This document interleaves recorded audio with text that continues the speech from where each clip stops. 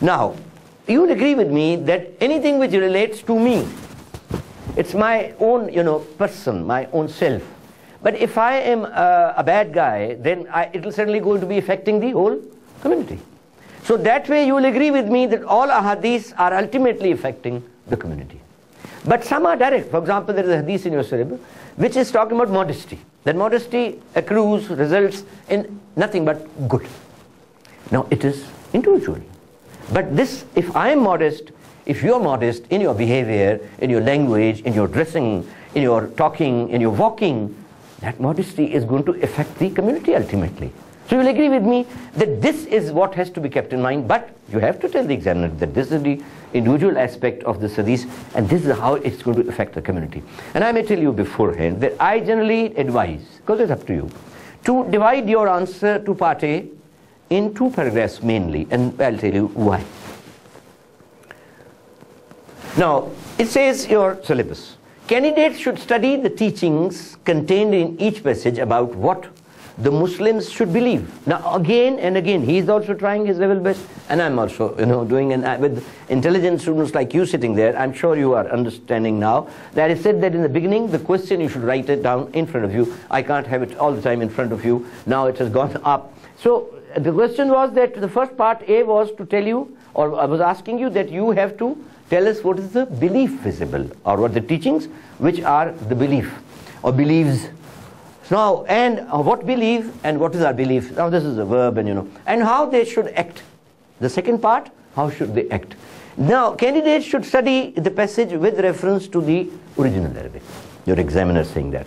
That means, that's why you see in your examination, in your paper, you have the Arabic part, you have the English part. Both are there.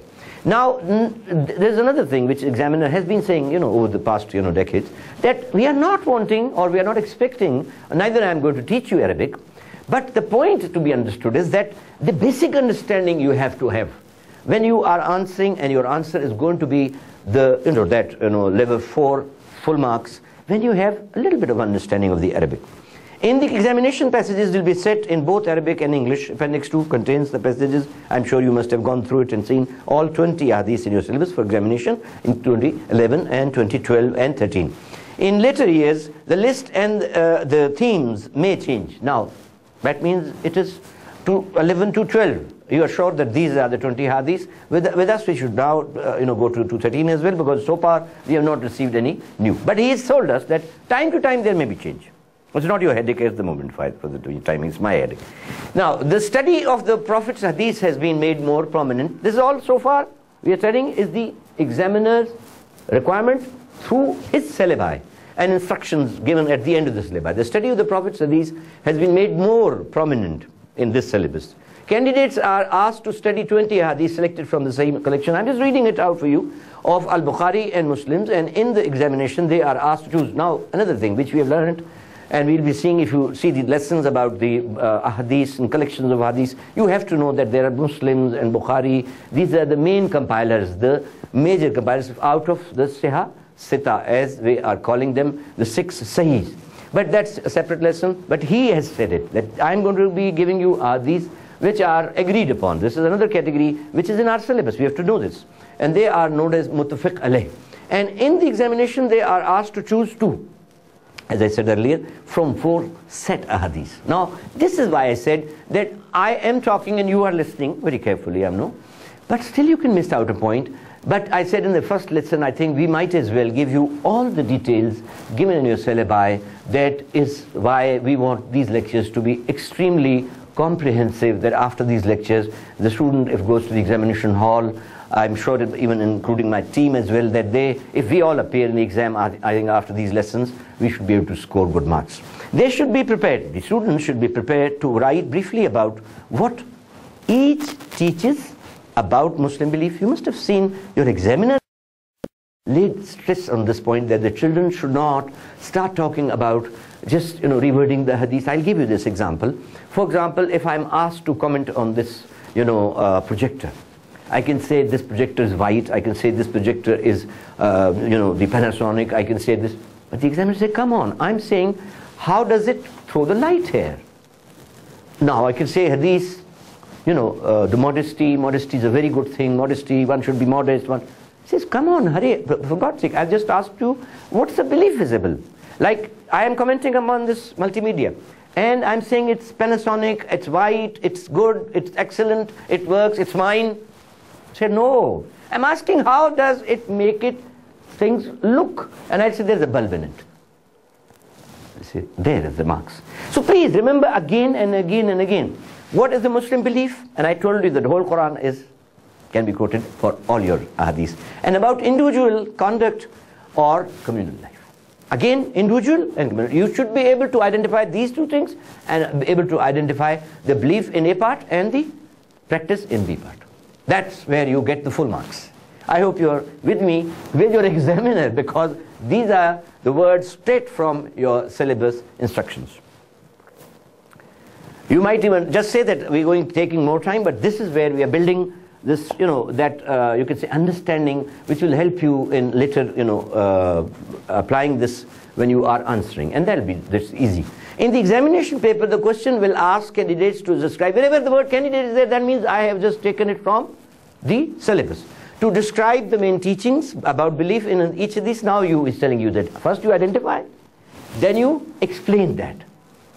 You have to identify, for example, there is a hadith which says, you cannot be a believer unless you prefer for your brother what you prefer for yourself. You can say, this is a beautiful hadith, this is, has a lot of communal value. What is the belief visible? That means a believer is the one who takes care of his fellow beings. But his examiner is still not convinced. But say that Allah says, and it's showing our belief, that Allah says in Quran that best amongst you, best in the sight of Allah is the one most pious in his conduct. 49:13. Right? Inna akramakum indallaha atqakum. Now nobody can challenge you. That if I want to be the best in the sight of Allah, I have to be best in my conduct with my fellow beings. So that means this is reminding, which I have given you an example, which is in your syllabus as well. So this is what he is wanting to understand. Now describe the main teachings about belief in each of these. So that after I have said that, the best in the sight of Allah is the one who is most pious in his conduct, then I have to give an example. But that example should come in B part. That's a very interesting. Then at the moment you start talking about, then why should we should be, or we must, the moment you come to the point, verbs, part of your answer is part B. This I'm sure you'll understand more with the practice. Otherwise, this should have been enough. You didn't require a teacher. But this is what we are, wanting the examiner's, point of view in our mind, and then explain it to you. Now, explain the Muslim can put these teachings into practice, B part. They are encouraged to give examples from their own. As I said, that best way is that you always relate the hadith you are attempting in the examination as a student. You can say, the example I have taken, that you cannot be a believer unless you prefer for your brother what you prefer for yourself. You say, if I come across this lesson, I really felt this is a very good lesson. I learnt, what is a hadith and how to attempt it.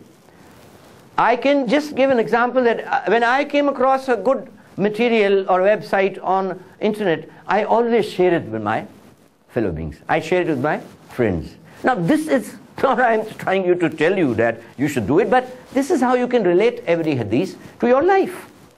You come across a good restaurant, cheap and giving good food. You must tell your fellow beings as well. You must tell your friends. But best is that you talk about your studies. That I work hard, I made a schedule. And now I'm telling my friends that I think it's best. And best way to be relaxed, I made a schedule. I study from 5 to 6, 6 to 7, 7 to 8. But after that I study maths and after. No, that's scheduling. I have done it. Why shouldn't I share it with others? That's what, I'm just giving example. We'll give you exactly what is the answer required. But this is how I want you to understand how you're going to relate to your life as a student and life as a to your parents. You can say that, I do not waste time and I am not annoying my parents. They are also having a nice time. I am also having a nice time. They are also relaxed. I am also relaxed. This is how one should relate to his parents. This is how you can relate. Now they are, you're not supposed to be giving philosophies, you see. This is the examiner's requirement. You should be able to learn from a hadith the real lesson for your life. That's the requirement. They are encouraged to give examples from their own or their Muslims' experience in their answers, and not, as I said, talk about philosophies, let's leave it to the elders. Again, candidates should recognize the importance of writing concisely in their answers to this question, because marks are very less, I told you. Now, when we are to talk about the paper, and go to timings, for example, this question, you have to attempt question 1, and then you have to attempt 3 more questions of 14 marks each. For them, you have 25 marks, 75 minutes, and for this you have the, the 15 minutes. Little extra time. That's what he means here. Now, assessment. In each paper, question 1 requires relatively short answer. Question 1, paper 2, both. Their themes is to be identified of the Quranic ayats and surahs. Here, the question 1 in the paper 2 requires to be relatively short answers. And yet, he is wanting you to be more accurate. That means, and by the way, first impression is the last impression. So if you attempt the question 1 and you get 8 out of 8, rest of the paper, you have made a good impression, and I tell you that's very important. So, for 8 marks and the other 3 questions require, that's what I said a few minutes back, seconds back I think, requires essay length answers for a maximum of 14 marks. But for these 8 marks, you have to be little more. I mean, if you really have a comparison for 14 marks, if you're writing 2 pages, just, arbitrary example, not a necessary. It's not at all, there is anywhere laid down that what is the length for marks. It is up to you. I may write more in a certain time. I may take less time to explain. Good English, that depends. So, but for 8 marks, there will be no, comparison. You will be writing much more than what you will be writing compared to if you make the 14 marks as the, you can say example. This I will explain it to you as we go ahead.